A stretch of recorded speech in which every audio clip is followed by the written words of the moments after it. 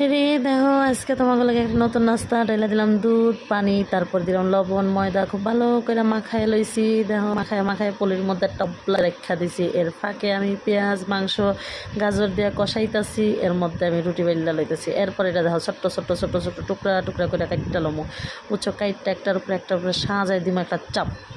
এরপরে একটা একটা একটা একটা একটা একটা করে বাইর করে লইছি। তারপর লগাইতেছি পলির মধ্যে একটু রেখা দিয়ে, এরপরে এটা যে কষাইতেছি আর একটু পানি শুকাইছি, গোলমরিচ টলমরিচ দিয়ে দিলাম, লবণ দিয়ে দিলাম। এর ফাঁকে আবার এটি কিন্তু বেলতাছি। দেখো বেলনা বেলনা বেলনা একদম পাতলা করে ফেলছে। দেখো কতটুকু পাতলা করছে এটাও কিন্তু দেখাই দিল।